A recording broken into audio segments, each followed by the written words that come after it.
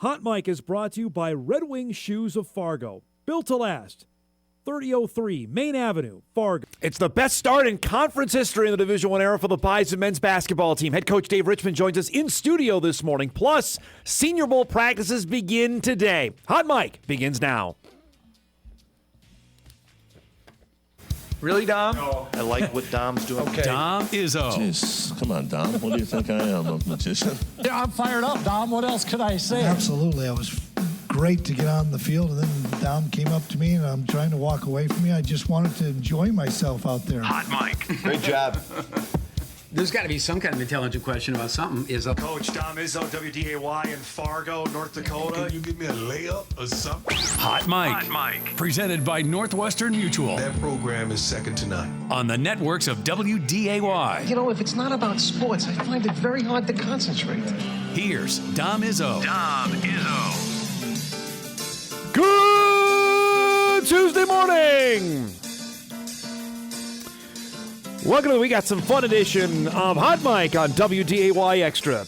KSFL TV, good morning, everybody, to our friends in Sioux Falls, KMBN in western South Dakota, and all parts in between at Inforum.com. Happy Tuesday, everybody. The 27th day of January is here. The final week of the month of the first month of the year is almost done.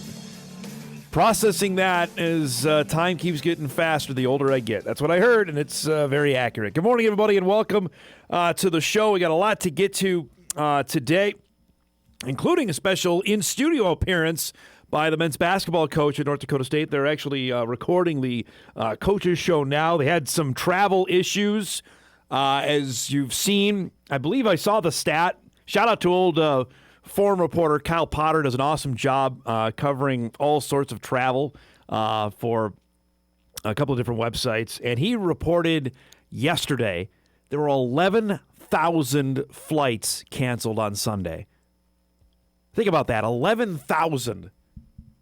That is outrageous. And to our point, why it's relevant, the North Dakota State men's basketball team was one of said 11,000 trying to return from Tulsa after their game Saturday afternoon with Oral Roberts. We had heard the game already had gotten moved up because of the impending weather, and the Bison got caught in the midst of that, so they were unable to get home on Sunday. We normally tape the show on Monday, and obviously they were still traveling yesterday, so therefore another day, which if you're going to have any sort of issues, this might be the week to do it, since NDSU has just the one game this week coming up on Saturday. They go back on the road just to drive this time to Vermilion to take on South Dakota. So with all that being said, the men's basketball coach is here now, so he's going to stop over and give us some time in studio. So that'll be fun. That's coming up here in just a little bit. So we'll chat about his unbeaten team that is cruising right now on top of the Summit League standings. We'll get the bracketology stuff out of the way here in a second because the newest is out. And it has a, I would say, rather intriguing matchup for the Bison men. We'll get to that in just a little bit. For you football nerds out there, today's a big day, especially you draft nerds, because today we got a couple things. A, the East-West Shrine game is tonight. Yes, there's football on a Tuesday for you in Frisco. Is the first of the, or the second, I should say, of the college all-star games goes tonight down at the Star. And on top of that, Senior Bowl practices begin today in Mobile, which are televised as well on the NFL Network starting at about 1:30. And Bison quarterback Cole Payton will be part of that, which we'll get to that coming up later on in the show. So for those that need your fix, as we're in between now the conference championship games and the Super Bowl, well, here swoops in the college all-star games to fill that void for you. So we'll dive into that a bit coming up later on in the show, including some of the other FCS guys that might have a chance to really impress, besides the North Dakota State players that we know of, with Bryce Lance, who's not participating in the East-West Shrine game, getting ready for the Combine, and obviously Cole getting ready for the Senior Bowl. We'll get into that coming up later on in the show as well. It's a busy high school night, lots going on. We'll get to that too as the EDC race heats up. We've got a couple of big games we're going to have on our air tonight. We'll give you the details on that a little bit later on in the show. But we'll begin from down in the Twin Cities. The Timberwolves were playing the back end of back-to-back games. Of course, their game Saturday was postponed with Golden State after the unrest that happened on Saturday morning. That they came back, played on Sunday. Warriors blew them out. Then playing last night in a scheduled game without Steph Curry, without Draymond Green. Anthony Edwards decided that his foot was bugging him and needed a day off. So you signed up to go. You didn't get any of these guys playing last night at Target Center. What you did get, though, the Wolves were down till Naz Reid decided to take over. Naz did not score in the game Sunday. Not ideal if the Wolves are going to win any basketball games. That's a monster throwdown. They actually got some more Bones Highland was great again. Shout out to Bones for giving them some minutes. Naz knocks down a big shot. They're up by 10. By the way, I really like the NBC/Peacock scoreboard. In transition, Rudy gets up to Julius Randle for the throwdown. Got the lead up to 12. It's up to 14. Randle in the lane and the foul there. Boy, that was a tough shot. Julius was good last night at 23 points, just 18 minutes of work. Jaden McDaniels hits a three, puts the Wolves up by 19. Then they're running after that. Again, Golden State was not playing. I mean, this is even less guys that were playing in the playoffs last year against Minnesota's. Dante hits a three. How about another one for Bones? A straight-on one there as the lead balloons up to 28. Bones had 17 points off the bench last night. It's a rout for the Wolves. 108 to 83. You know what? When you've lost 5 in a row, you'll take however you can get it. Don't care who's playing. This was the Wolves, or the Warriors 5 last night. Guy Santos, Quentin Post, Moses Moody, Pat Spencer, the lacrosse player, and Brandon Pochemski. That was the Warriors 5.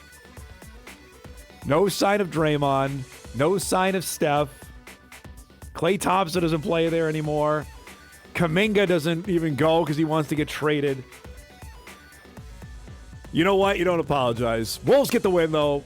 They go back out on the road. They've got Dallas coming up tomorrow night. So a good win for the Wolves on a Monday night. This is the up-to-date Western Conference standings with the Thunder still way out in front of 5-game lead over San Antonio and Denver with the Rockets, Lakers, and then the Wolves. And you see the play-in teams there as well through 7 through 10. As the NBA trade deadline now is a week and change out. So if there's going to be some movement, and we all anticipate the Wolves are going to try and do something, Tim Connelly rarely just sits on his hands and sees what's going to happen. We'll see, because they need another guard. They need some big man help. I don't know what assets they could potentially move with, but that's what's out there, considering losing Naw was tough. Nickeil Alexander-Walker was a really good player for Minnesota, and his departure has affected it. Mike Conley is a shell of himself now. For some reason, Chris Finch doesn't want to play. Rob Dillingham, Terrence Shannon's hurt, so they've got to figure out something there with those guys they drafted just over a year and a half ago. So we'll see in the upcoming 7-8 days of what they've got going on. All right, let's do this now before the head coach gets here because he doesn't want to talk about it. I don't blame him.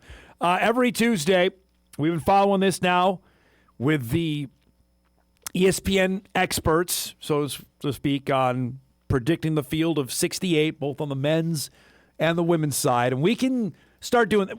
If you didn't want to do it at the first of the year, I understand. No conference games have been played yet, and they're basically just taking flyers on who they think would be in the tournament. But now we are at a spot where we've played, for NDSU, they played half their league schedule. Bison women are a game away from going to the halfway mark, that we have at least an educated opinion. There's still some games to be played, and frankly, in this league, you have to win the conference tournament to make the NCAAs, certainly on the men's side. The women's side, we could have some flexibility this year, depending on how good the Bison and Jackrabbits net rankings end up being. So now that we're here, January 27th, we probably now can start paying attention, right? I mean, with FCS football, we're paying attention at least a full 6-7 weeks out, and we are right now from Selection Sunday 6. So I think we can start doing it. So on the men's side today, Joe Lunardi put out his latest bracketology this morning at 7:30 this morning. And on the right side of your screen, he has the North Dakota State men not as a 15 seed or a 16 seed. He has the Bison men as a 13 seed. 13.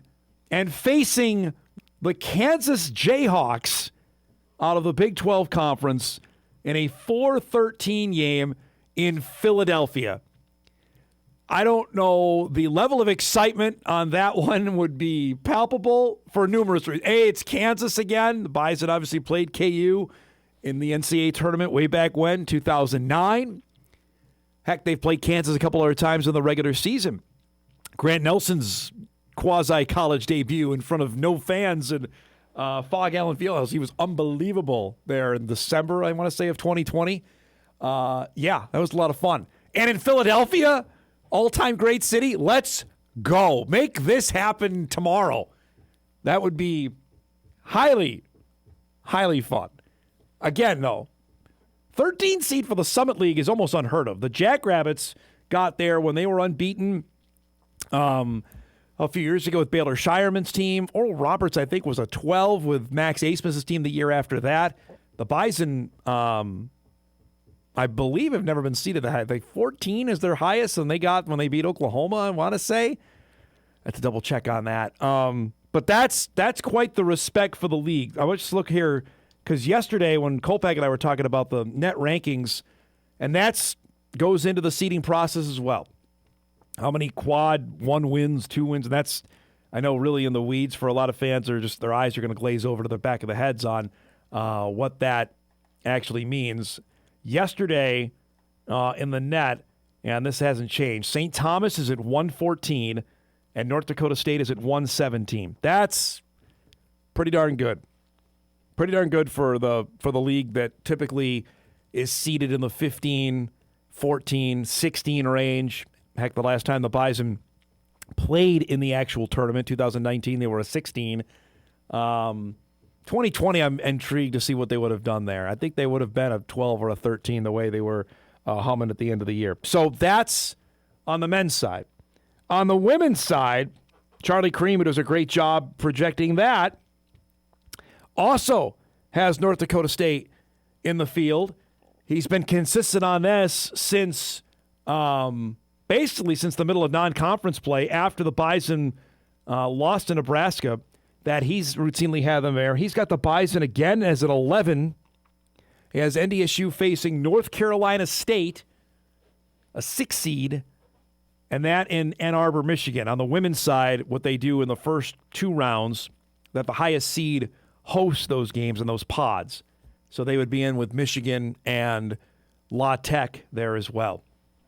He also has South Dakota State listed as one of the first 4 teams out, along with BYU, Virginia, and Miami. South Dakota State is there as well. So that's important to note simply on how this goes the rest of the way in terms of the Bison and Jackrabbits, which we talked about briefly on the show yesterday, where if these 2 teams keep pedaling along and mowing teams down, and then let's just say the Jackrabbits beat the Bison in Fargo at the end of February, I would anticipate SDSU then has the higher seed, and maybe the Bison are on the first 4 outline. And then depending on what happens in Sioux Falls, the loser of if they do end up playing for the Summit League Championship, the loser then would have to sweat out the next few days after that. Because right now, not much has changed on the last 4 in here over the last 2 weeks, according to what Charlie Cream's got going. So, long story longer, because the 2 teams are in first, they are going to get the consideration for the automatic bid. But these are not sneaking into the tournament.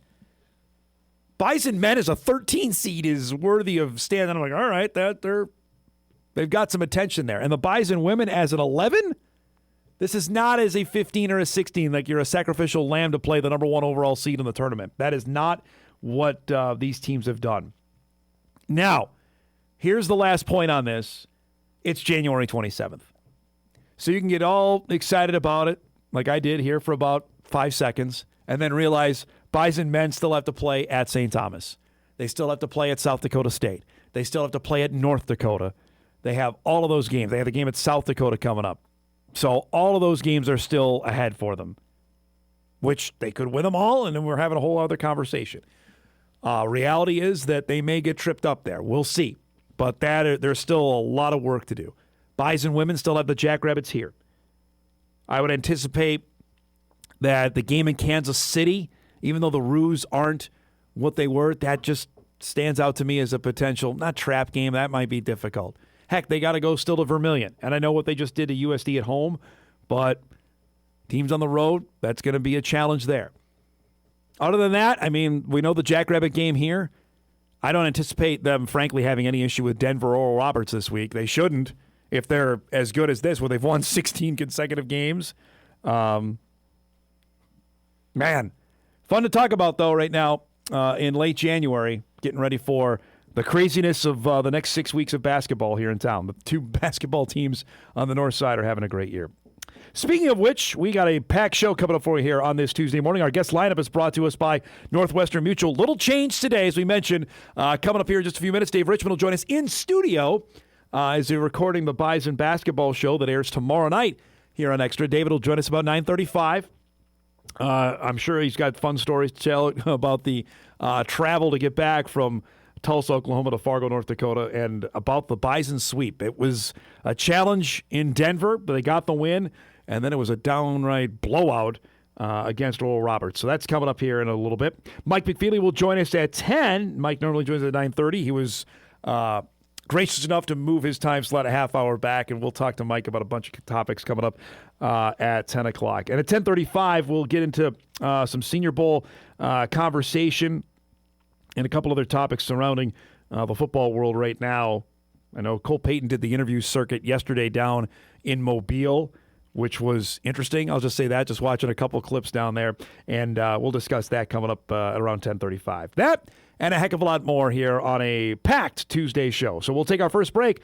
We come back, get you ready for a big night on the high school hardwood. Got a couple of fun games. We'll chat about that and a heck of a lot more. Hot Mike just getting started. We're back after this on WDAY Extra, KSFL, KNBN, and Inforum.com.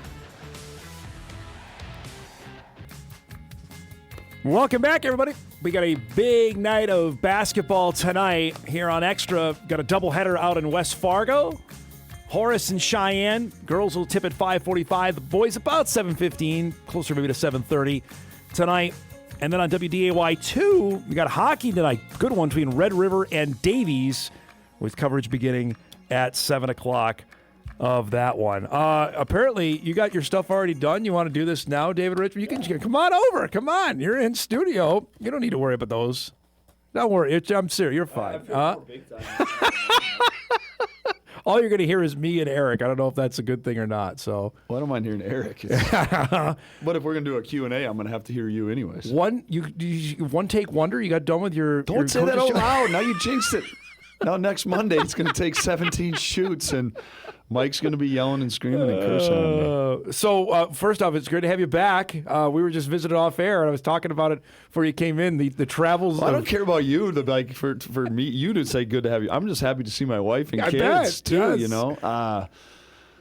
Gosh, you hate to throw anybody under the bus. But there's a certain airline and a certain... I've already railed on him on this show. Airport that just seems to be undefeated. But I said it. I was in the middle of a back seat of a small Uber with James and Jones late Saturday night on our way to the hotel, and I looked over, and Faith, I said it to Jones, has taught me, if this is the worst thing that happens to us today, it's a pretty darn good day. So we are back. When you left Denver on Friday, they had already moved the game up on you? So there was conversations even the day before. Phelps had been in touch with the league, and the officials were going to be there, and that was going to be second best scenario. One, that they were going to move it to Sunday. Two, we were going to be able to stay as is, and then the other option was obviously 2 p.m. And then as we were going from Denver to Tulsa, Corey, the head coach at Oral Roberts, said, hey, we're going to move this thing to 2. Doesn't look like there's any chance we play it at night. This will be our best case scenario, and it ultimately, honestly, ended up being a great scenario, especially the way it turned out. For what we've seen weather reports. I mean, how bad was it in Oklahoma? I know, relatively speaking. Again, you get a lot of great friends and relationships through this profession, and so I've done a really poor job. But when I was in Oklahoma, I was reminded about Kish. So I called Roger Kish, and he's like, I should swing over there. And he's like, yeah. I said, Roger, you're never going to get over here. The weather's bad. He looks at me. He's like, Dave, they don't know anything about what weather is, too. And to his point, he was right. Yes. It ended up being like just snow. It really did. Now, the only thing is they just can't get to the roads. They don't have the infrastructure, the equipment, the manpower, whatever it is to clear the roads. So, even on our way to the airport on Sunday, you could see some cars getting stuck. You could see some people trying to climb the hills, going backwards. But then you also saw some people in parking lots doing cookies. You saw some people going down sledding hills. Jeez. We're back. Yeah. You got a lot of appreciation for Fargo and the way we can handle things and the toughness, things like that. And they would probably laugh at us as they go through some things in the summer. There's as well. no doubt, considering what the flip side of that is, what Correct. they deal with in June, July. In August, it seemed, though, the team rolled with everything that was thrown at them, though, from what it's on the outside. That's always been our messaging, that, to eliminate excuses, embrace the challenges. And, we didn't have Damari the way he went down at the end of the Denver game. The quick turn. I didn't feel like we played very well at home against ORU, and I thought Oral Roberts was pretty engaged and pretty locked in. I know they didn't feel like they played great, at North Dakota, and so we got a really good version of them. And the combination just ended up being a perfect storm. And I thought we really, really defended. And I know the headlines, and it should be too. Tay Smith was, just hotter than hot. And that really gapped us. But, too, you saw the best version of us, Dom, where we were playing great defense leading to some great offense.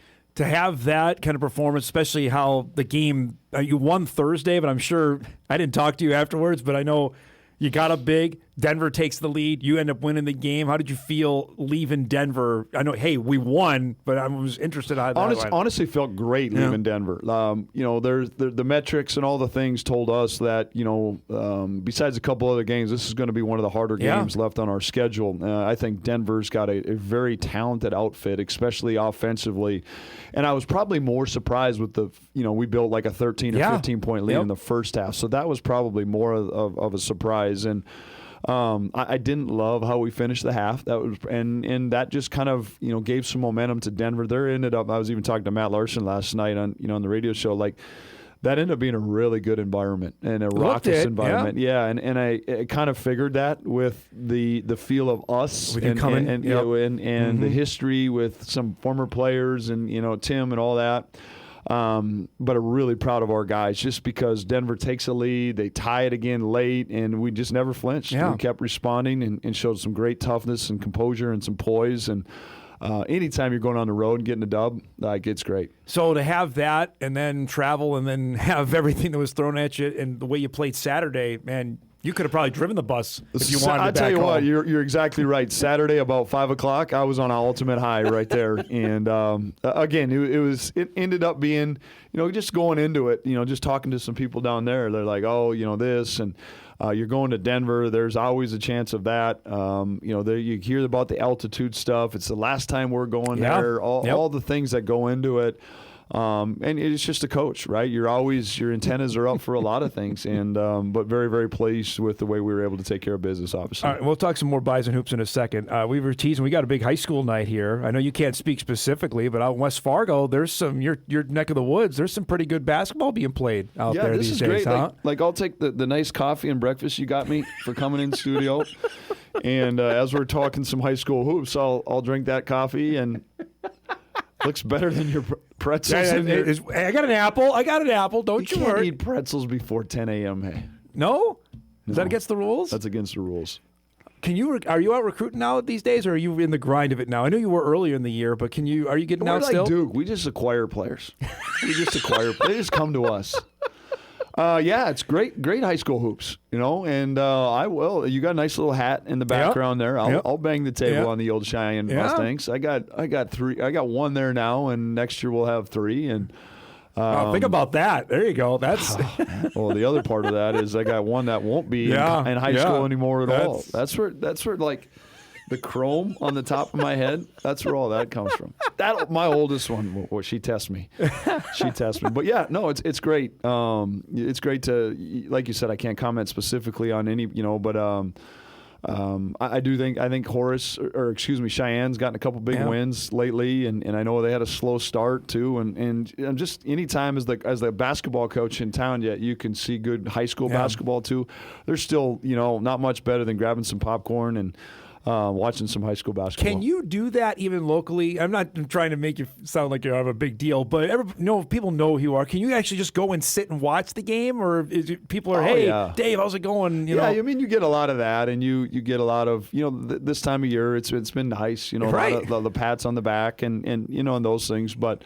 I think most people have a good idea too at the very end of the day on why I'm there, and usually we have a group of parents too that are great too, that we can go and have a couple drinks beforehand and go to the games and just enjoy it too. But also some of that, like I embrace that is part of my roles and responsibility as a leader of this program and within our department. All right, let's break. We come back. We'll chat a little bit more on Dave's weekend as the Bison swept against Denver and Oral Roberts, sitting in first place in the Summit League at 8-0. It's coming up. We come back. More Dave Richman in studio after this.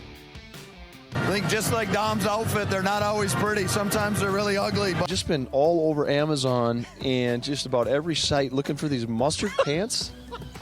My wife will tell you, she wants to burn mine. People actually listen to your show. They watch. They I watch told it. you. Yeah. Play defense in that first half like Dom transitions to you after the game. It's way too long, way too lazy, but you got all these answers. I'm going to bring you over and have you do our non-conference schedule. I'd love to. I'd love to go to Grand Canyon, I would man. love. Hey, well, you doing can that come with. game. That's not the thing.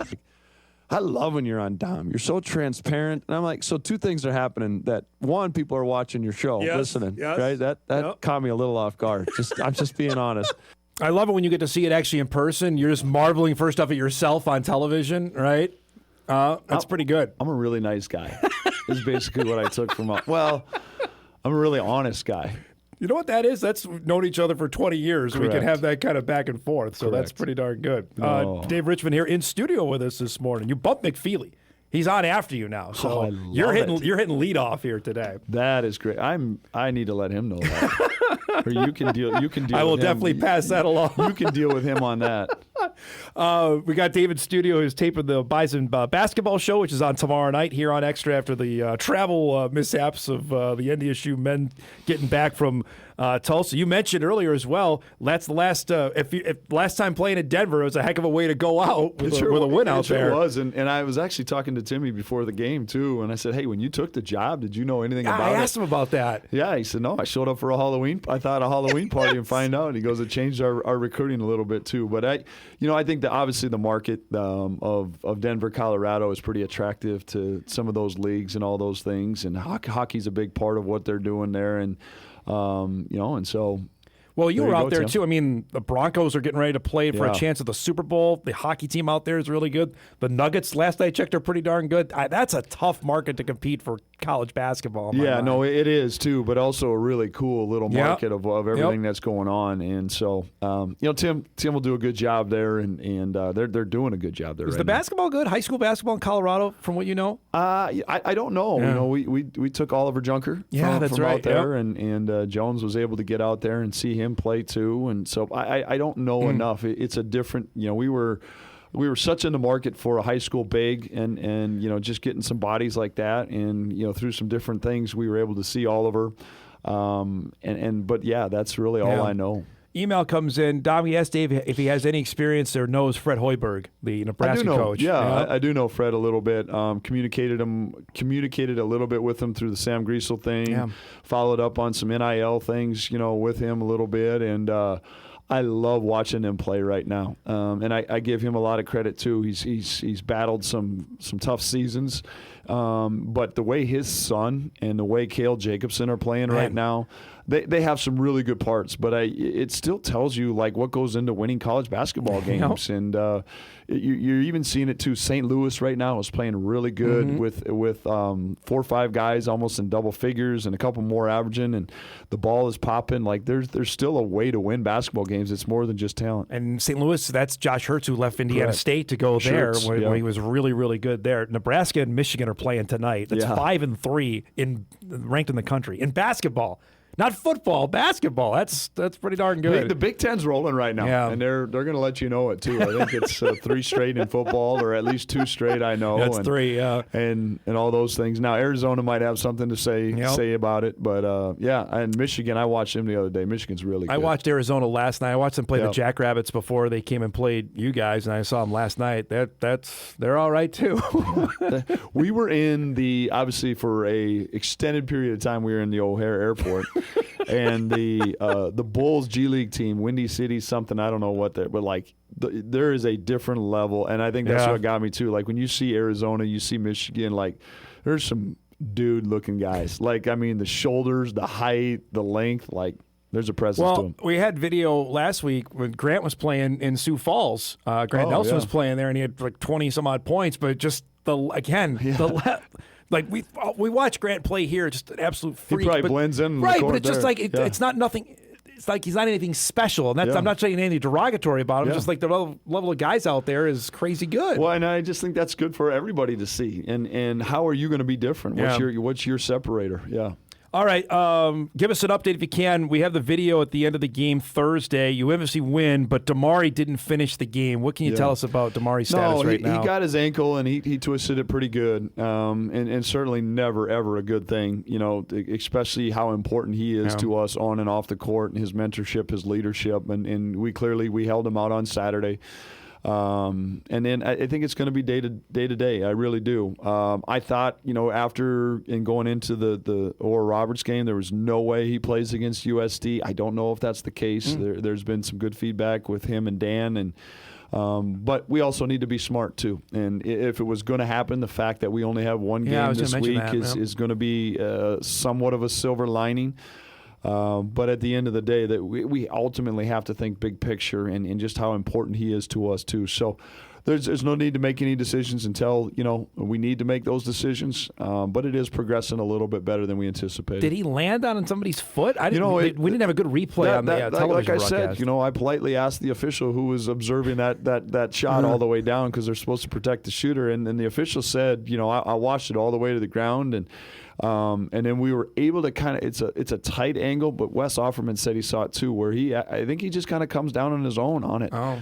And, my assumption is, in college basketball, playing college basketball, you've sprained your ankle multiple times usually. And I don't know if he's done his right one before. Really? And because of that first one can be pretty significant, pretty painful. It doesn't respond. So, no ill intentions by Denver or anything like that. It's a basketball play, and we'll just take it day by day. The luxury then you've had of having 2 point guards all year to turn things over to Stefanowicz to run it full time, then that's a nice luxury to have. Well, it's certainly a nice luxury too, but we have some things going behind the scenes too with some other guys, and Emil Skuta came in and played a little bit like that, and that gives us certainly a different look.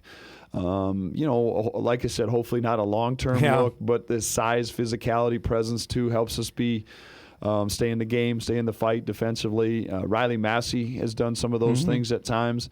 And again, going back to what I said at the top of the show, when we can play defense with that kind of activity and tension and intentions, that really sparks our offense, and then everybody kind of becomes the point. So Stefanowicz takes that corner 3, the shot clock going down. What's going through your mind? Go in.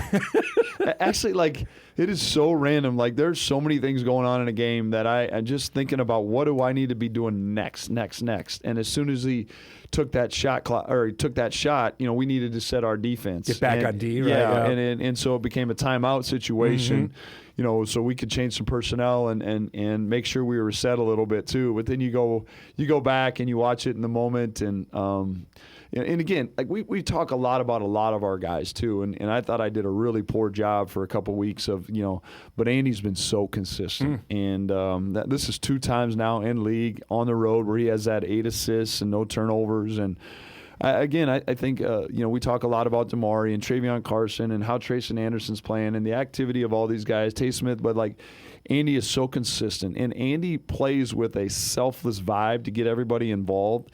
And that stuff is infectious, Dom. And people feel that. And the way we share the ball, the way we get others involved is pretty fun to watch. Now, he was a scorer in high school, but watching that, did you know he was a playmaker like he is at the college level? I love to disagree. Okay, go for it. I love to disagree with you.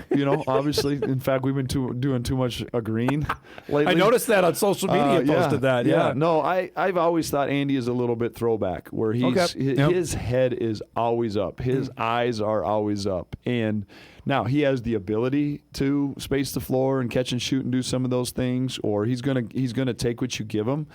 But I think, and Andy would probably tell you this, his preference would be to distribute first and get others involved. Yep. So without Damari on Saturday, what was the decision to put Tay in the line? It looks like it's, by the way, the best move you ever made in your life, by the way. It's brilliant, right? Was that a no-brainer that Tay was going to I think that was the biggest thing, is I knew he was going to make 8 threes if I inserted him into the starting lineup in that situation. No, I mean, it's next man up. Yeah. Tay had been making some great strides. And I say this, and I think there's other rooms for Tay to get on the court, but who are you going to take off? One of those things. And so Damari went down. Tay's the next man up. We bended some other things in the rotation to make sure we were protected in some areas. I thought the staff did a really good job of organizing us and organizing me. And Tay has been competing his butt off defensively. He's been rebounding the basketball great. But he's also showing these things too. And he hit 5 in the first half against Southern Illinois. He's had some heaters in practice, and he's capable of it, so fun to see. So in that vein, you're worried about defense of the next play. Are you paying attention? Like, okay, he's made 3, made 4. Like, are you noticing that he's unstoppable in the first half? Oh, yeah. I mean, I'm present, and it was probably his time to come out in the sub-rotation. I'm like, I'm going to let this one go a little bit. And Stragy's got it figured out, so he's going to him a little bit more. The guys got it figured out, so they're finding him in transition. And again, there's a clip, too. He hits, I don't know which one it was, 5 or 6, and he goes back to the bench. And just the joy, the smiles on our bench was really cool to see. How was that on the bench, I guess, is maybe a better question. What's that to react like that? It's the best. Yeah. And it's the ultimate best. And I just, again, I'm so proud of our program and culture right now. Like, we understand winning and the selflessness that goes into it, and we can enjoy each other's success. And I heard Schertz talk about this, the coach at St. Louis.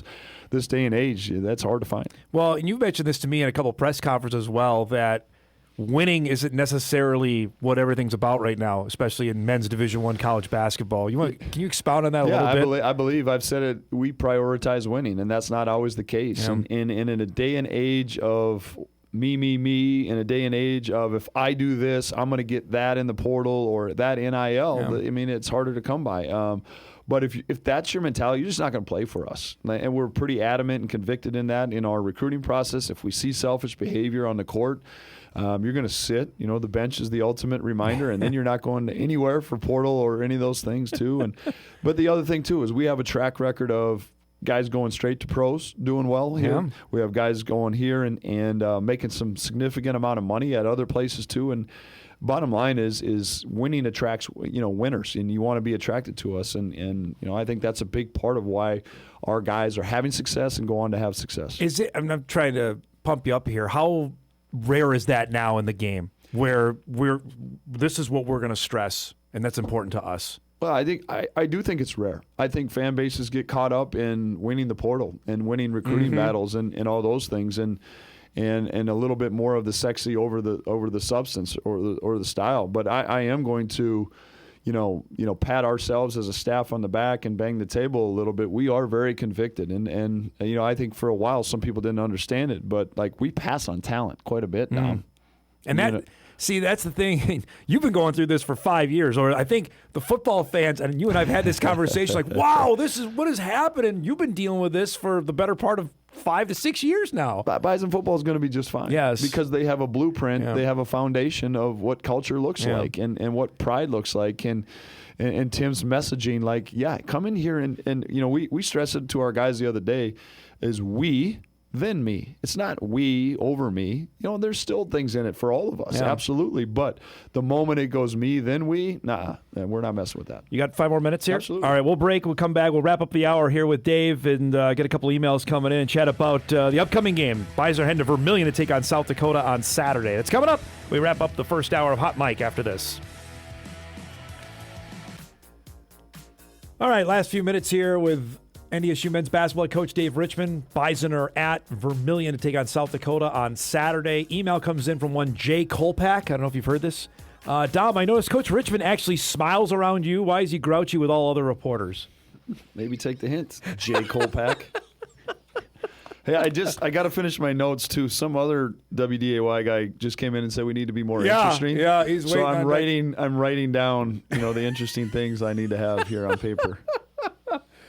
So the one game week here, that's a little different. You mentioned obviously with Damari's deal that it might be the worst, and with travel, it may not be the worst thing in the world what you have going on this week. Yeah, I think it's like anything. It's a fine line of we're obviously in a great rhythm, and we need to make sure we sustain that rhythm. But also too, if there is a shorter practice window for a couple guys, and we can do those things too. It is that time of year too where the bumps, the bruises, are adding up a little bit. Some of your higher minutes guys, can we do a little bit less with them?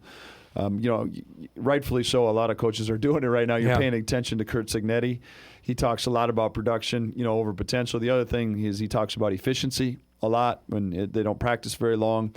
But when they do, they're efficient, they're organized. So I think that's got to be vital to it. But make no mistake, come tomorrow, we're going to be hitting our 3-day prep. And, USD is a different team than they were the first go-around. They've added literally a different team. They really have. What Eric Peterson has done to win a couple games and hold that group together is remarkable. But we'll be ready to go at 5 p.m. on Saturday. How much have you changed your own practice style in terms of when you get to February? Are you guys going as long as you would in the old day, 10 years ago as opposed to now? Yes and no. I think it's different. That's different for everybody. We have a line, and I don't think some of the guys understand it, or maybe they don't like it. We will treat you all fair. We won't treat you all equal. And so we got some higher minute guys that are going to do less on certain days. We got some other guys like, I was talking to another coach, great friend of mine, but we're still, the window might be a little shorter, but we are a developmental program. And we're going to continue to develop everybody in our program. One, to make our practices more healthier and competitive too. But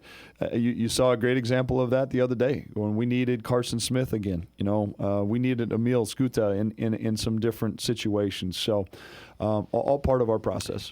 Sam has got the story. It's up at Inforum.com on Emil and his backstory, which is wild coming from Finland. We've talked a little bit about that. And he has mandatory military service he has to do whenever his college career is done. He is almost like an international man of mystery, isn't he, a little bit? Yeah, he is, and just a really cool story. Yeah. I think, I do things now that I said I would never do, and I'm never going to recruit an international player,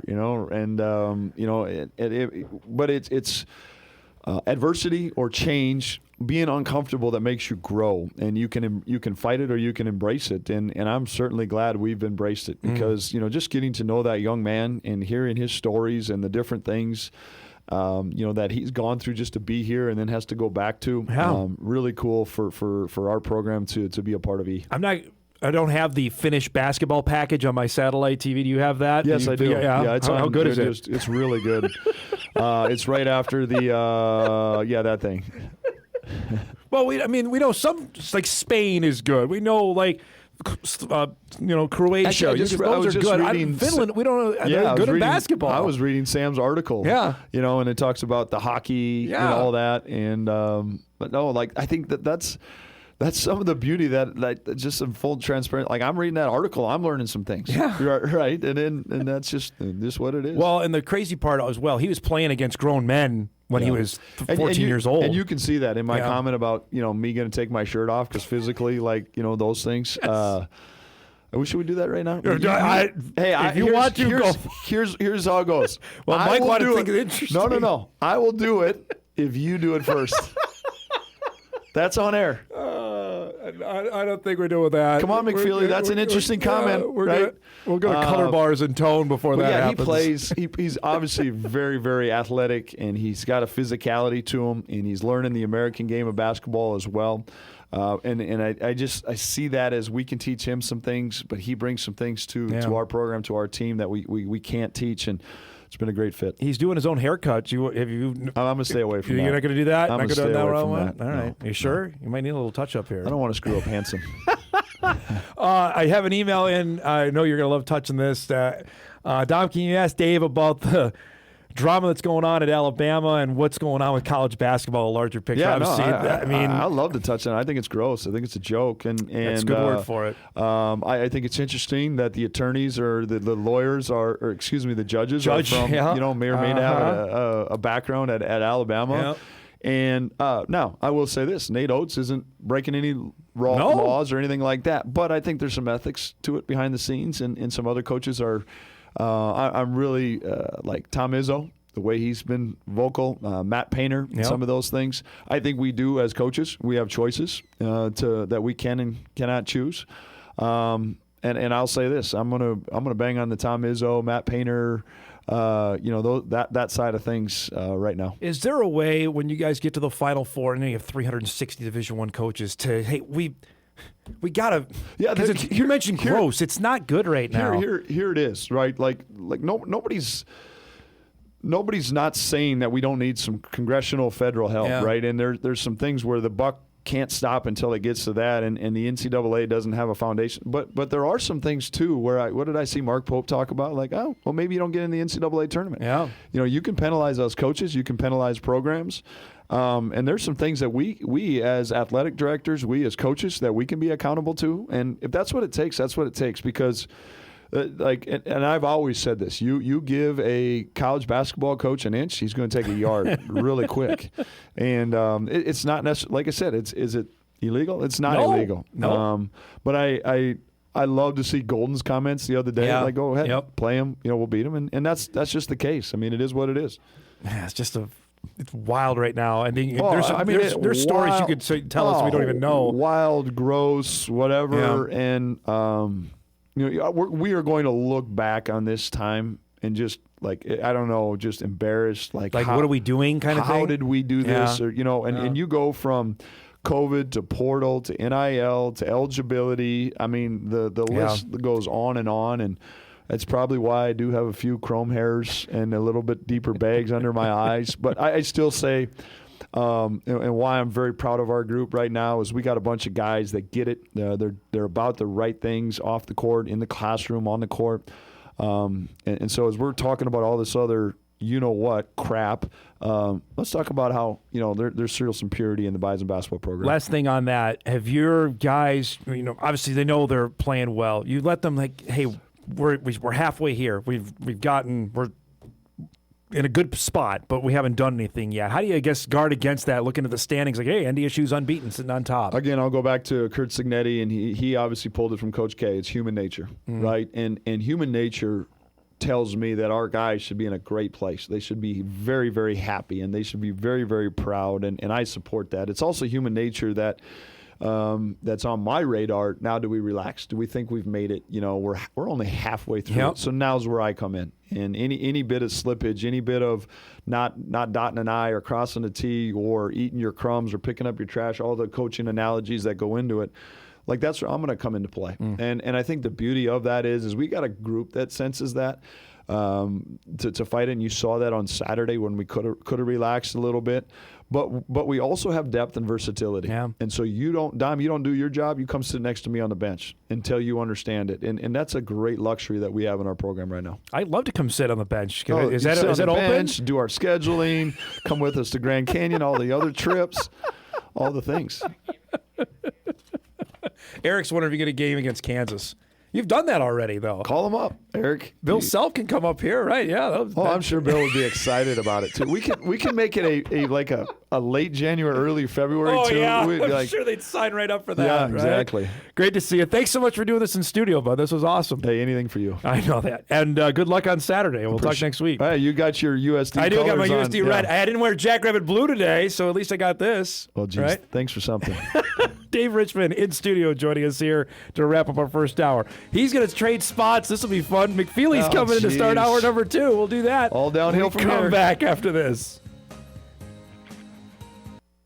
This is Hot Mike. Hot Mike. On the networks of WDAY. WDAY. Here's Don Izzo. Oh, it's Mr. McFeely. I have seen the future, and he was wearing number 5, and I ain't talking about Robbie Grimsley, folks. Took out the muffins, took out the trail mix, took out the cookies. They stole the monster cookies. Wow, that's awesome. That is so awesome. Let's do some broadcasting. Yeah. Well, we've traded one superstar for another. Normally, Mike McFeely joins us at 9:30. You were gracious enough to move to 10. I appreciate that since Dave was here in studio. Wasn't happy about it, but didn't really think that I had a choice, so... It was either this or nothing. Yeah. Well, I mean, okay. But you know, just a second. I'm hot. I got to take this off. Oh, here we go. What? What? That's my bowling shirt. I love it. How'd it go last night? Yes, the story. With his name for the podcast listeners, with your name on the back. How about that? That is a slick looking shirt. I love it. Just call me Bigger and McCracken. Bill Murray's character, Kingpin, my all-time favorite. How'd it go? My hair's about the same.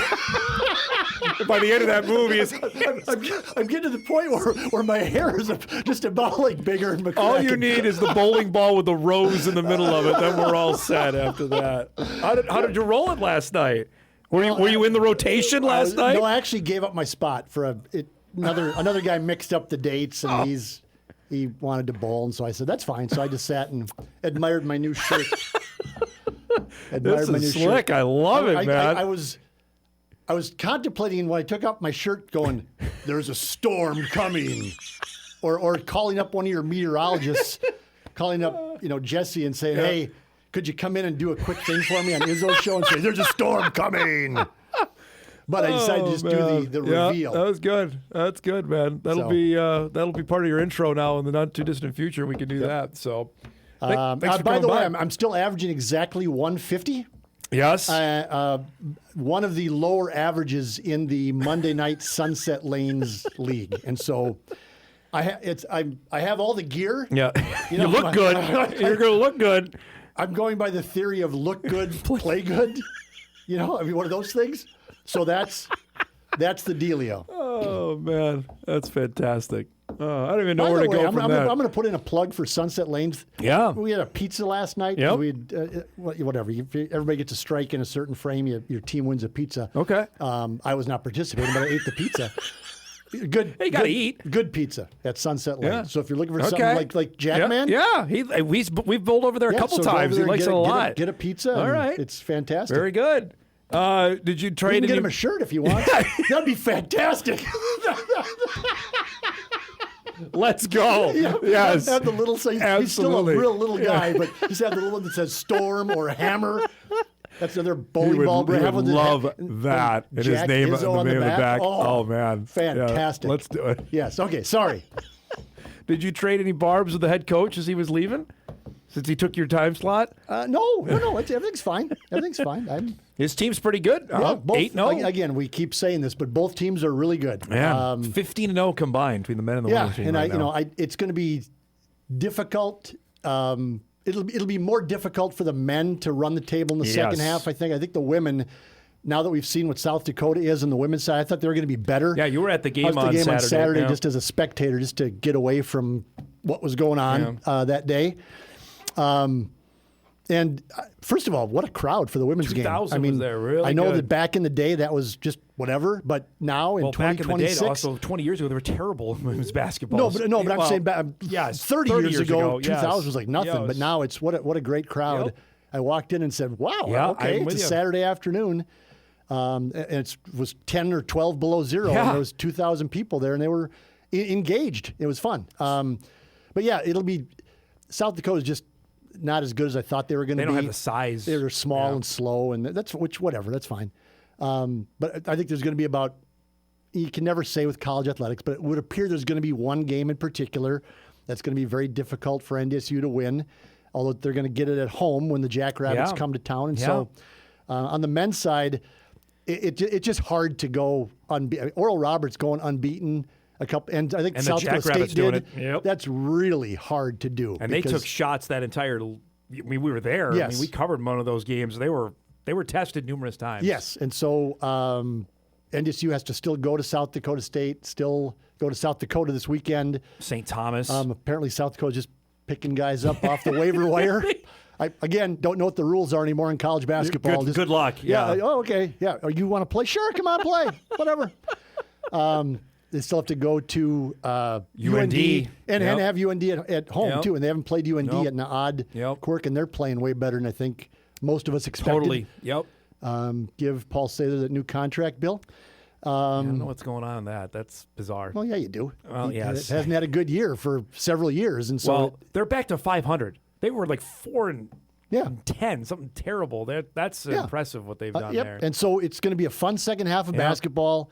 NDSU's men, I know that they're going through some stuff. Dave was just talking about some injuries. But if I got into this conversation yesterday on 1660 with the guys, but the starting five is good, but look at the top three players off the bench for NDSU. Yep. Like, they have more depth than everybody else does, too. Tay Smith is off the bench. Tay Smith, Skuda, Noah Feddersen, and Emil Skuda. Yeah. I mean, we talked about Noah Feddersen struggling this season early, and especially after David talked him up as being like he's going to be a guy for us because he's a junior. He's ready to go. Has to take that role. It didn't quite work out that way. He's coming off the bench now, and I think the last couple of weeks now, he's fitting more into that role, contributing, and just looks more confident, in my opinion. And if you can bring a 6'10" junior who can do some things off the bench in the Summit League, and then you add Emil Skuda, who's like old and by college basketball standards, and a veteran, and then Tay Smith comes in and can just dump in 8 threes randomly. That's a pretty good. Your bench is going to be better than everybody else's bench. So when you're matching up, when the coaches are doing the matchup thing, and you're saying, okay, it's time to give the starters a rest. Okay, well, who's South Dakota going to bring in on Saturday? Because they have like 6 guys. Right, correct. And it's not. It's what it is. But I mean, NDSU has some things going for it down the stretch. Is it too early to now we're at almost the end of January to start thinking ahead? Like they may have a chance to do something in Sioux Falls. In your mind? I think we've thought that. My objection to you is that you had them already going to the turn. It's like, just let them play the games. Just let them play the games.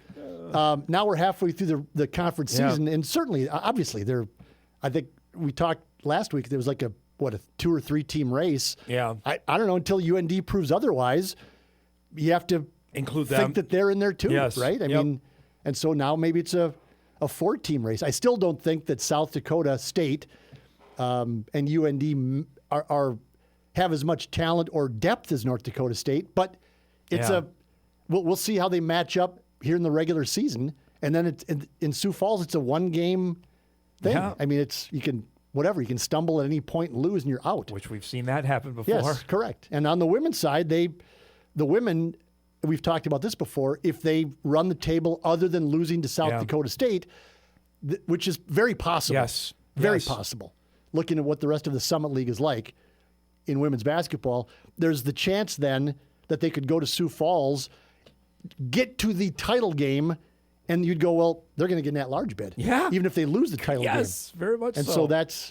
It's very important for them to, I think they're going to, get that 1 or 2 seed and get to the title game, because they might put themselves in a position to get an at-large bid from the Summit League. We had an email earlier when Dave was on asking about Fred Hoiberg and any connection there. Nebraska basketball is a thing right now. They're ranked 5th in the country. They're unbeaten. They're playing Michigan tonight in a biggie in the it's in the like old college Big Ten. basketball's college sports are all upside down, right? I mean, Indiana's the best football just team. rolled to a national championship. Indiana. And now Nebraska, which is the funny thing, of course, is that when I was a kid, Indiana was fantastic in basketball, terrible in football. Nebraska was dominant in football and terrible in basketball, and now everything is just flipped around. Makes complete sense. Well, but right? and you could say, again, we've talked about this. You could say what you want to say about the Portland NIL, but it's switched things up. It has. I mean, totally. It's totally upended the powers. And if you like that, if you're not one of the powers, that's good. If you are one of the powers, maybe you don't like it so much, which is that's fair. It's fair to look at it either way. See, I think when we first heard about NIL, it's like, oh, well, the top teams, especially in football, are just going to harvest all the best players. And I think, honestly, it may have gone the other way, that we may have some parity now at the very top of college football. Yeah, I think you have to be careful with that because Indiana is an odd situation. I think more it's the portal to me. The money is a big part of it, but the allowing guys to move around freely and having a guy like Cignetti be able to take advantage of that and exploit that, I think that's really has made the difference there. You can pay all the money you want, but if you're not and give some credit to him for identifying the talent and getting it to go to Bloomington. Last thing before we break, I'm not trying to pat myself on the back here, but the interview that I did with Matt Larson last week has been picked up a couple times over from different outlets out there in the Mountain West, or Football Scoop picked it up today. Did I miss something that was newsworthy that came out of that? Like, I've sat here, I mean, I know you watched it, you and I chatted after Matt was here. Was there anything that I missed out of this? I think the only thing that I would say because I watched it twice, because I noticed the same thing that you did. I saw it got picked up by the Mountain West Wire and a couple other outlets picked up, which is great, by the way. Thanks for watching the show. I think that's as strong as Matt has been publicly about them wanting to go FBS. I don't know that he's been as strong as that publicly. And so maybe that was it, that people went, whoa, they really do want. Because there was I just about said a word, the BS report out there on Hero Sports that's talking about this split between, and that is... That's what he said was nonsensical. Now, not everybody in Fargo agrees that they should go FBS. But if you're talking about the president, Dave Cook, the athletic director, Matt Larson, the athletic director's deputy, Todd Phelps, and the head football coach, the last two head football coaches. This all started with the previous head football coach. Let's make that clear. Yep. If this ever happens, Matt Entz gets the statue too, and maybe some other people that we can name at a later date. But there's not... there's any daylight there. No, there's no daylight there. I mean, it might be professors don't want it, that's fine. Yep.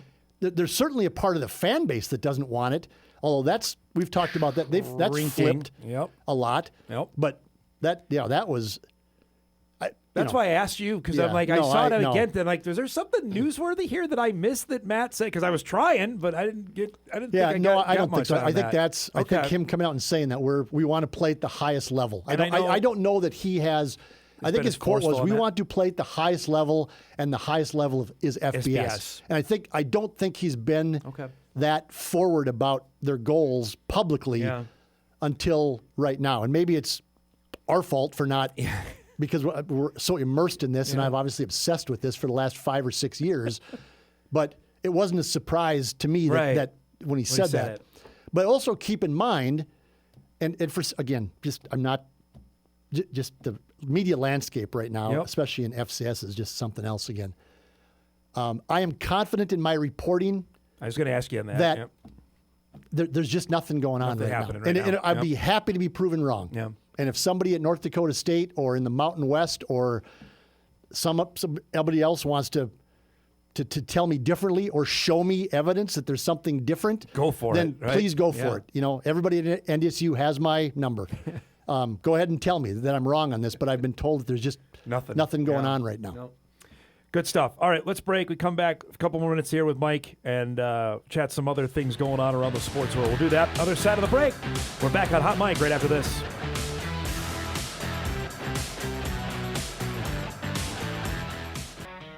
Welcome back, everybody. Let's get a few emails here. Back with Mike McFeely. Mike, thoughts on the Vikings now and their decision to let Sam Darnold go? That Sam's going to be starting in the Super Bowl in a couple weeks' time. Yeah, I mean, I don't know. Yeah. I'm just not that offended by that move. I mean, Vikes they weren't going to pay him. No, if you draft a guy where they drafted McCarthy, he's got to be the guy. He's got to be the guy. You're not going to draft him and then not play him for 4 years. And Darnold went someplace where he thought he could win, and he was right. Definitely right about They're that. definitely right.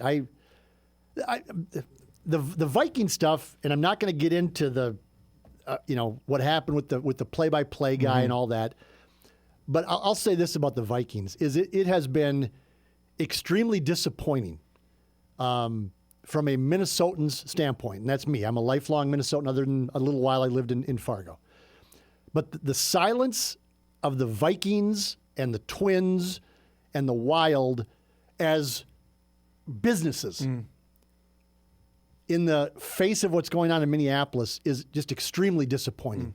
That the Vikings have remained silent with all the stuff going on, and 2 Minneapolis residents being, I'll say, murdered by ICE agents is, to me, is just beyond the pale. That an entity that depends so much on the city of Minneapolis and depends so much on the state of Minnesota and has received billions in tax breaks and money for the stadium in Minneapolis. And the city of Minneapolis, the residents are also fans of the team, and likely many of them have spent money Gone to games. to go to games and bought the jerseys and bought the hats and supported the Vikings, even though they haven't done squat in 40 years, really. For the Vikings to stay silent is inexcusable for the Minnesota Vikings. Absolutely inexcusable. And I know that they signed some letter that 60 other businesses signed. I think you have a greater responsibility. And the Twins have been just as silent. The Twins have been embarrassingly silent too. But they don't carry the weight that the Vikings do. No, you're right. And so for those franchises to remain silent with what's going on in the city that has bent over backwards for them to make sure they get everything they want is absolutely inexcusable and embarrassing for the Vikings and the Twins. Well said there. Another email comes in. How are the chances here of Cole Payton improving his draft status this week with the Senior Bowl practices starting later for sure. today? Yep, absolutely. I mean, I know that you had it in your story this morning that some of those draft guys, for what it's worth, really like him. Yep. 6'3", 225, I think you weighed in at yesterday. Officially, which I think that's where he's kind of always been. It'll be interesting to see. This is different, like Senior Bowl stuff, because we've had offensive linemen, and how do you judge that? Quarterback's pretty easy. Go down there. If you can throw it, you can hit your guys. And it just, like Cam Miller, you went, wow, this guy. Trey Lance, you went, wow, this guy.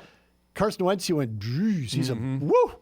Cole Payton, I mean, you mentioned it today, he had 13 starts. Correct. I know that Trey Lance only had 16, I think, starts. They went 16-0 in 2019. 17, remember the weird October 17 game, so starts, 17 right? starts, But that seemed like it was a bigger like it was body more, of work, or that was like more like, wow. Yeah. And Cole Payton, I think, especially the last handful of games, it just didn't seem like it was all clicking. And whether that was on him or on the offensive line or on the play calling and the game planning, I don't know. But it just seems different. Yeah. But clearly, you don't get an invite to the Senior Bowl and be on guys' potential draft boards. The one guy from ESPN has him going like third day in the draft. Correct. Like not being like an undrafted free agent, rather. They haven't been drafted. Mid-day 3 pick was with Jordan Reed from ESPN. And I don't know yesterday. Jordan Reed if he walked in this room, but just that somebody would say that is interesting. Bryce Lance's name is still out there as well. Bryce is not doing the East-West Shrine game. Carlton Lance told me it's like he's healthy. He's like putting all of his eggs in the combine basket, which makes sense to go in, because Christian Watson, frankly, his coming out party, I would say, was the Senior Bowl. Cementing him as a high pick happened at the combine a few years ago. Yep. And so there's always strategy involved. You have to understand, I think, that I don't know if his agent has been what they know. They're trying to strategize what's going to benefit their player the most, and the family has to decide, okay, is it going to benefit us to go to the Shrine game? And sometimes they have to look at the quarterbacks who are available in some of these games. It's a great point. And I couldn't tell you, but who's there. But it's all about maximizing. And sometimes, and I'm not saying this is the case. I'm not saying this is the case with Bryce Lance. But sometimes it's about maybe not showing some things as well.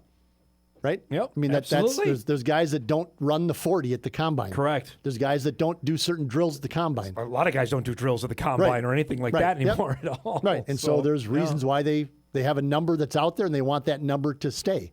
A 4.40 or whatever the number is. They don't want it to become a 4.740. We're going to hit more on this. Friend of the show, Bill Conley. I know you look at his stuff, the SP Plus Index. He was on our program in December. They ranked the top 100 college football games of the year.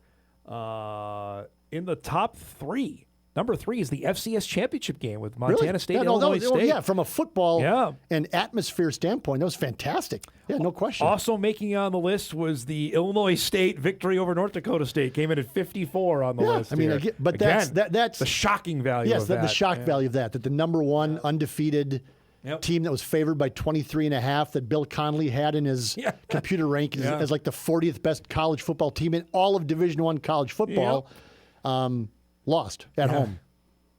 Gosh, how did they lose that game? I know. On 3rd and 4, you drop straight back behind an offensive line that couldn't block the entire game. But I don't know. And you have a 6'3", 225-pound quarterback who could run, but apparently couldn't run. They didn't want him to run. Last thing before we go. Speaking of Montana State, Viggs was in Shakopee yesterday recruiting. So he's still got his tentacles in the upper Midwest. Obviously, he's offered a couple guys in North Dakota as well. Just thought that was interesting that he's still around here. I don't know how many guys he's got out of Minnesota. He's just a couple. The kicker's from Alexander, but he's related. Right. I mean, so that's not to knock Miles Sanson, but he's related to the head coach. He's obviously a great kicker. But, I mean, why not? Yeah. I mean, you've been to Bozeman. I have. I would go. If I was a college kid, I'd go to Bozeman. Go. If I was an adult, I'd go to Bozeman. If I could afford to afford it? If I could afford to live in anything but a cardboard box in Bozeman, I'd love to be in Bozeman. It's beautiful, just absolutely gorgeous. And they have a indoor. They have a great fan base. They have a great atmosphere for game days. Now they got a title. They have a championship. And there's always the idea that they might be one of those schools that would be looking at potentially at the next level. I think they should. Yep. Yeah, I mean, they're happy where they are because now they're winning a championship. You know, they knocked them, and they're going to be the favorite again next year. Correct. So good for them. So good for him.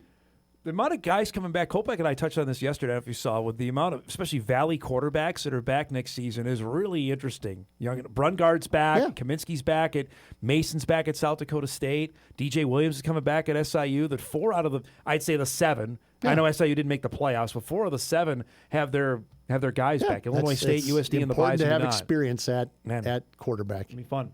Good to see you, bud. Thanks for coming by as always. Appreciate it. Thanks for being flexible this morning. Yeah, the storm has arrived. I appreciate that you were willing to give up, but you got to get in the lineup, man.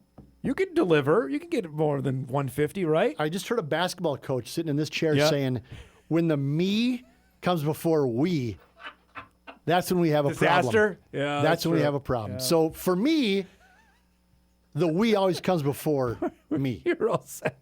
Got it. Thanks for coming by. You bet. Mike McFeely joining us each and every Tuesday. We'll break. We'll come back. Got a few more emails coming in. We'll dive more into that 100 list as well. Back on Hot Mike on a Tuesday morning after this.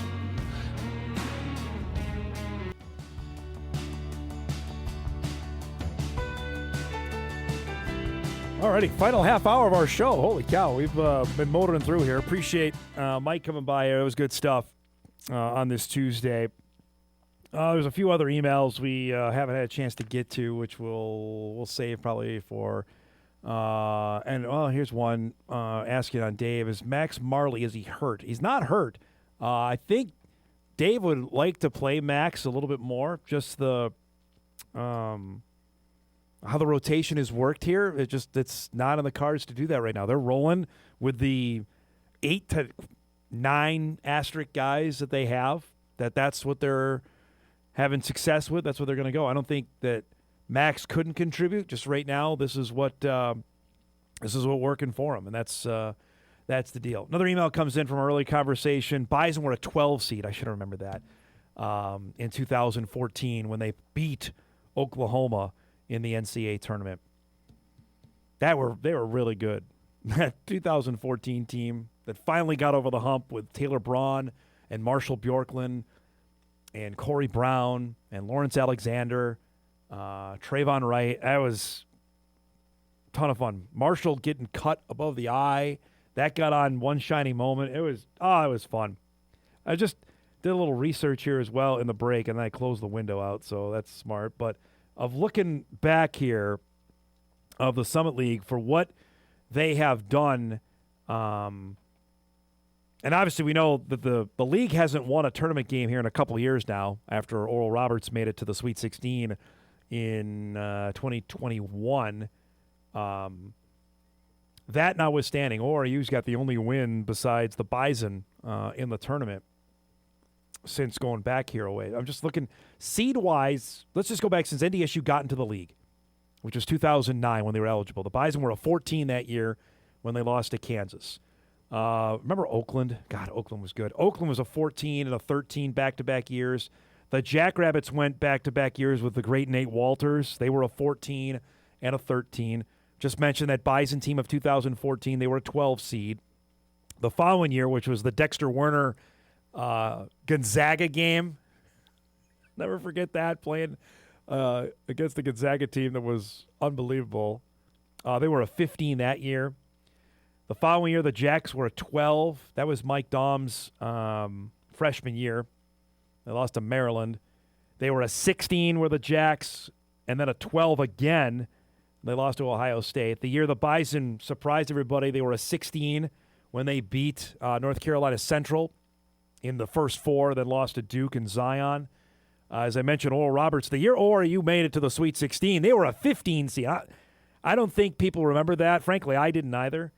And then the back-to-back years that we had unbeaten Summit League teams, the Jackrabbits were a 13 in 2022, and they lost to Providence, and I think everybody had that game was in Buffalo, New York, if I remember correctly. Everyone around the country had the Jacks as like the upset pick, and they didn't play well. Providence was a good team as well. The following year, Eric will remember this. We saw Oral Roberts just dunk on everybody with Asmus. They had the 7-footer, Connor Vanover. They were a 12 seed. I think everybody had them beating Duke, and then Duke destroyed ORU in the first round. And then the last 2 years, the Jacks were a 15 in 2024. That was the Eric Henderson, TJ Otzelberger matchup that Iowa State won. And then last year, Omaha. Omaha played well for about, I'd say, a half against St. John's. They were a 15 as well. So, I mean, routinely, the league is in that 14, 15, 16 range. So if this ends up being anywhere close to accurate, what Lenardi has right now, with the Bison being a 13, and if it's them or St. Thomas, holy cow, that's a little bit higher than what we're used to in the past. So I wanted to dig that up. Normally I have that saved in the memory bank, but the older you get, you lose stuff there. So just a little digging. All right. So today, if you missed the article, it's available right now, Inforum.com. Senior Bowl practices start later today, 1:30 for the national team. At 4 o'clock, the American team goes. Why that's relevant for us, that guy on the screen, Cole Payton, will be going later today on the national team at the Senior Bowl, with that coverage being on the NFL Network. Now, he did his all weights and all that at the weigh-in yesterday for their check-in day at the Senior Bowl. And the intriguing thing to me now over the next, I'd say, 3 days on this is the internet sleuths out there. They're going to be posting video out of Mobile. We saw it last year with Gray Zabel, and it was crazy on that, on how much he blew up on this. Officially, he was weighed in at 6'2" and a third and 229 pounds. 229 is what he weighed in at. From the Draft Network. Quarterback to watch this week, starting with the first Senior Bowl practice this afternoon, is NDSU quarterback Cole Payton. He's got a big arm and a ton of potential. Has the chance to really elevate his draft stock in a thin class. And that's the thing to notice about here. That this has been talked about ad nauseum for those that follow the draft, is there's not necessarily a hammerlock guy. We know Fernando Mendoza, the Heisman Trophy winner, is going to be likely the number one pick with the Raiders come April. Ty Simpson, the Alabama quarterback, is coming out that potentially could be selected up there. We know some guys decided to return to school. Dante Moore, the Oregon quarterback, decided to go back. Probably a smart move on both accounts because I don't think the Jets would have been a great fit there, and he decided to go back. But that's the underlying theme here for the next few days. And Randy Hedberg talked about it when he was here last week, and Hedberg's going down to watch the practices, he told us, beginning tomorrow on Wednesday, that can he get the ball to the outside here, and his ability in the pocket is going to be really examined. Out of the pocket goes without saying, but, and I think Hedberg pointed this out because Carson Wentz found out the hard way, ability to tuck it and run, which you did, and you were the best athlete on the field, more often than not, in this level, is not happening in the National Football League. Carson Wentz found that out pretty early on in his rookie season.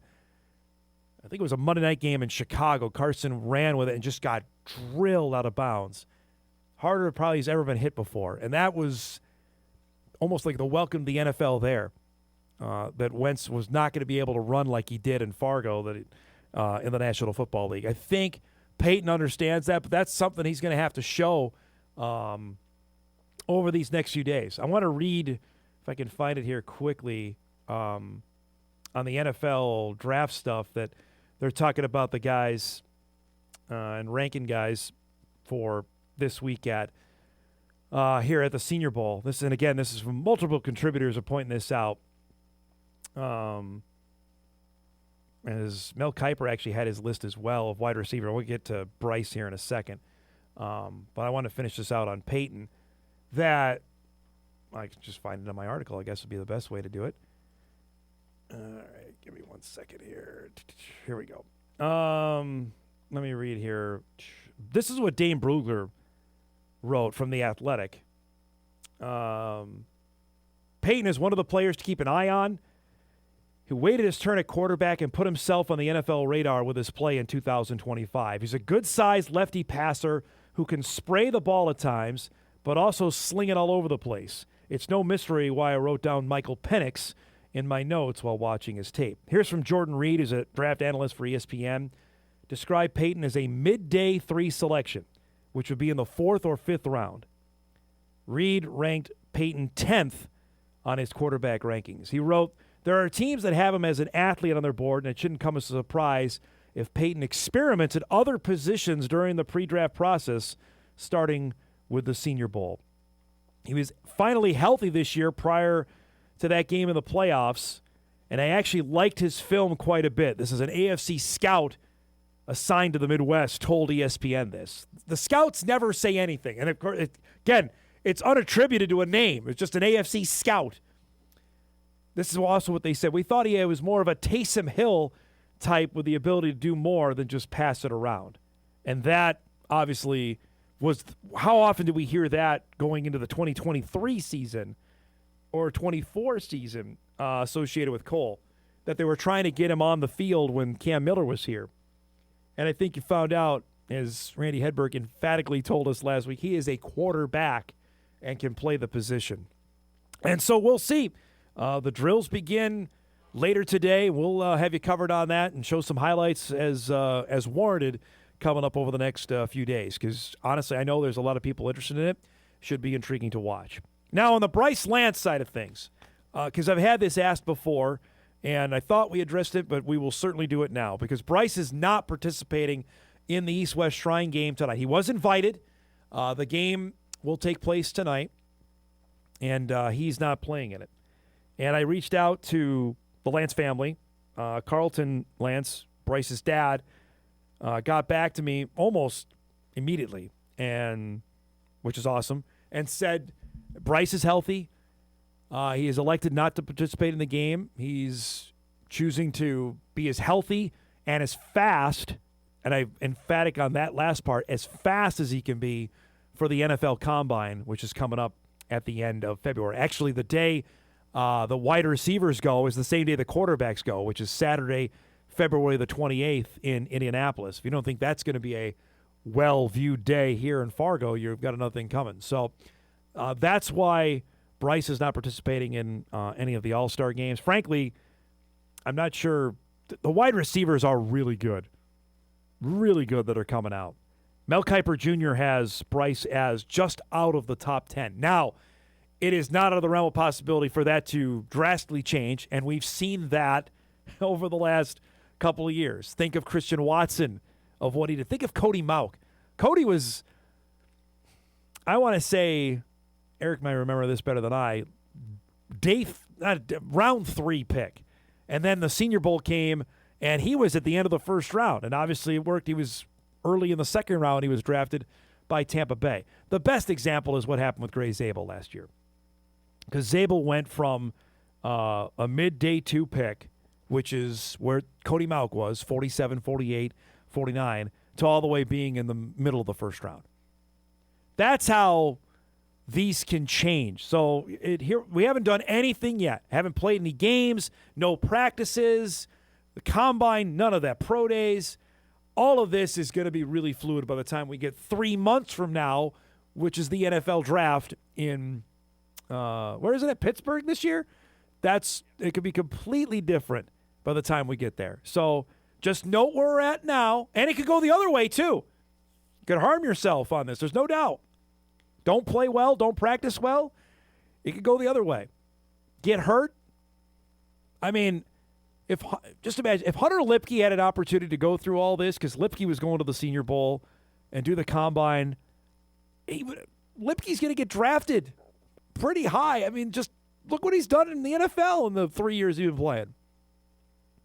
You're going to tell me that if he was able to do that, Jalen Sundell didn't do any of this stuff. Sundell's starting in the NFL. That just, again, give him a chance and see what happens. So we'll be following that 1:30 later today at the Senior Bowl NFL Network, and we'll keep you posted on that.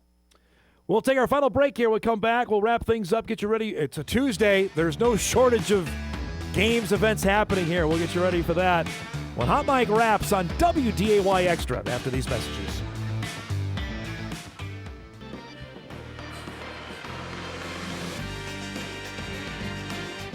Tuesday morning. It is official here, a little breaking news that the Buffalo Bills have their new head coach. It's their offensive coordinator. Joe Brady is going to be promoted, and they will take over there. According to the NFL Network, Joe Brady's been speaking to prospective assistant coaches this morning. As this ramped up today, he's the new Bills head coach. He was the guy behind the LSU offense 2019, the OC there under Ed Orgeron with Joe Burrow, with Justin Jefferson, with Jamar Chase. There's at least 2 more NFL guys that were playing there. Clyde Edwards-Helaire, I believe, was a running back. Yeah, they were all right. So he is the new head coach of the Buffalo Bills. So in the AFC East now, you have Mike Vrabel. You have Aaron Glenn, still there with the Jets for year 2. Jeff Hafley, who's leaving Green Bay to take over the Dolphins. And now Joe Brady is the head coach of the Buffalo Bills. So that's the new lineup in the AFC East for those keeping score. I certainly am to see Brady working with Josh Allen moving forward. Before we do what to watch, one scheduling note, tomorrow, North Dakota State head football coach Tim Polasek will be here in studio at 10 tomorrow. He'll be part of our Bison Media Zone show tomorrow. So looking forward to visiting with Tim. We haven't chatted in about almost 2 months since the season ended. Up to date on the portal movement of the guys that left, the guys that are coming in, and chat some off-season workout, recruiting, all that kind of good stuff. We'll have the head football coach of the Bison join us tomorrow at 10. Looking forward to that conversation. Normally, there's always something newsy that'll potentially come out of that, so we'll look forward to that coming up tomorrow at 10. All right, let's do some what to watch before we get out of here.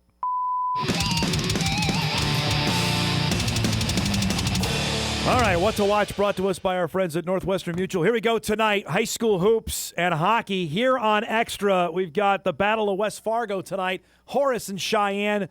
Girls tip at 5:45. The boys about 7:30. Live here on WDAY Extra. That should be fun The Horace boys and girls both really good right now, so looking forward to that game out in West Fargo tonight. The Horace boys are one of the top teams in the EDC. The Horace girls, the reigning state champs, are rolling.